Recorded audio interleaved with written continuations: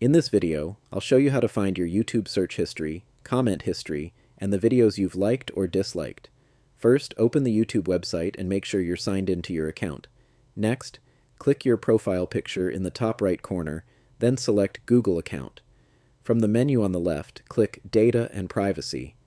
Scroll down until you find the YouTube History section, then open it. Here, you can view your recent YouTube activity, including the searches you've made and the videos you've watched. Scroll down to browse your activity by date, or click the calendar icon to find activity from a specific day. To view your other activity, click Interactions on the left-hand side. From here, you can check the videos you've liked or disliked, as well as the comments you've posted on YouTube. For example, when I open Video Likes and Dislikes, I can see the videos I previously interacted with. You can also open the comments section to find and review the comments you've posted, and that's how you can find and manage your YouTube activity history. If this video helped you, leave a like, subscribe to the channel, and turn on notifications for more simple computer tutorials.